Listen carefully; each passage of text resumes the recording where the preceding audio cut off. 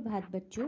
आज हम स्पर्श पुस्तक भाग 2 के पद्य खंड से मीरा के जीवन परिचय को पढ़ने जा रहे हैं और उसके बाद हम मीरा द्वारा रचित 2 पदों को समझेंगे कि मीरा किस तरह से अपने भाव श्री कृष्ण के लिए प्रकट करती हैं। आप सभी को ये तो पता है कि मीराबाई मध्यकालीन कृष्ण भक्त हैं और बहुत ही तन्मयता से इन्होंने कृष्ण की भक्ति की और ये एकमात्र ऐसी महिला हैं जिन्होंने अपने समय में सारी रूढ़ियों को तोड़कर कृष्ण भक्ति में अपना पूरा जीवन यापन किया।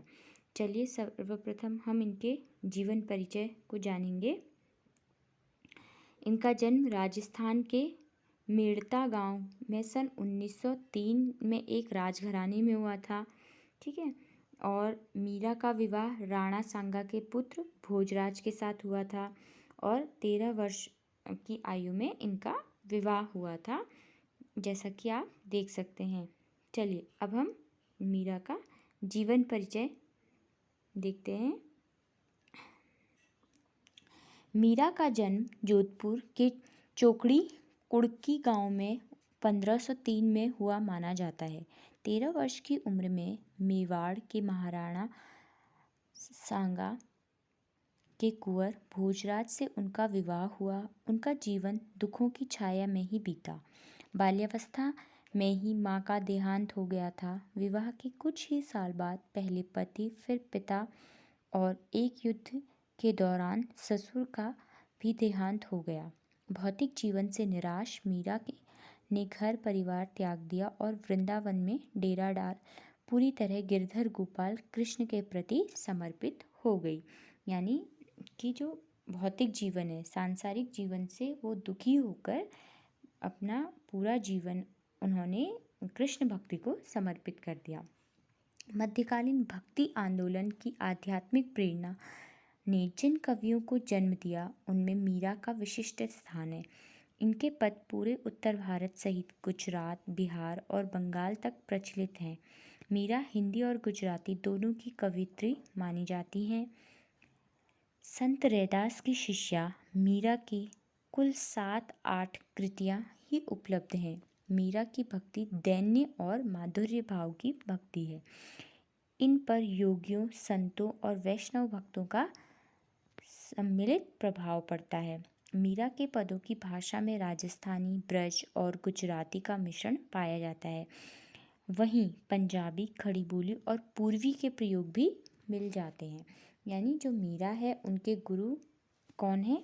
रैदास जी हैं और इनकी भक्ति का जो स्वरूप है वो दैन्य और माधुर्य भाव का है। ठीक है। और इनके पदों में विभिन्न बोलियों का प्रभाव स्पष्ट रूप से परिलक्षित है।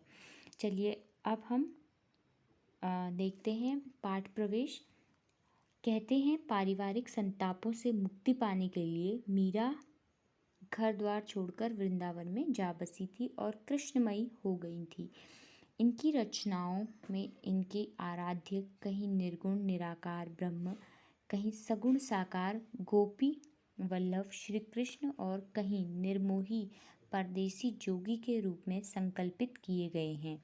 वे गिरधर गोपाल के अनन्य और एकनिष्ठ प्रेम से अभिभूत हो उठी थी।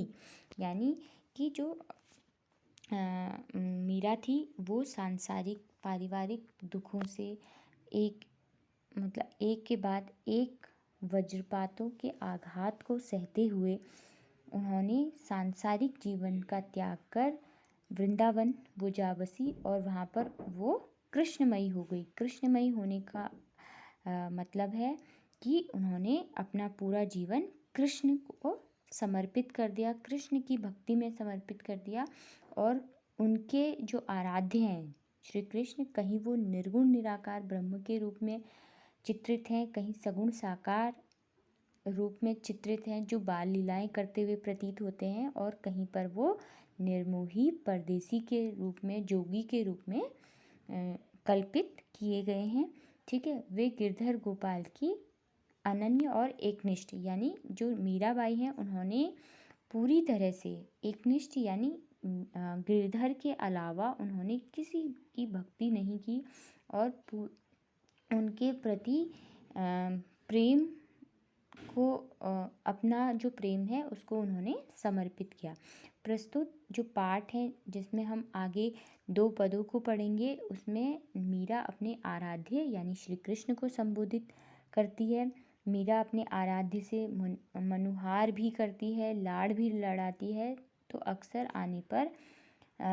आने पर उलाहना देने में भी नहीं चूकती। इनकी क्षमताओं का गुणगान स्मरण करती है तो उन्हें उनके कर्तव्य याद दिलाने में भी देर नहीं लगाती। यानी कि इस जो पद हम आगे पढ़ेंगे उन 2 पदों में मीरा के जो पद हैं वो कृष्ण को संबोधित हैं और वो अपने आराध्य से मनुहार यानी कहीं कह सकते हैं एक आत्मीय संबंध भी दर्शाती है, लाड़ भी लड़ाती है।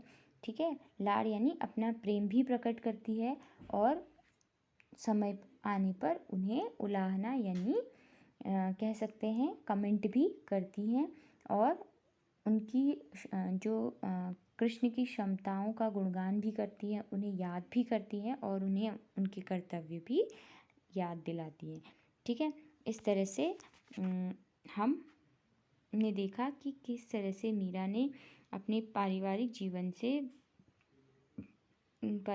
जीवन को क्या कर कृष्ण भक्ति में अपना पूरा जीवन व्यतीत किया। ठीक है, चलिए बच्चों, आज के लिए बस इतना ही। अगली कक्षा में हम पद पढ़ेंगे तथा पदों का अर्थ भी समझेंगे।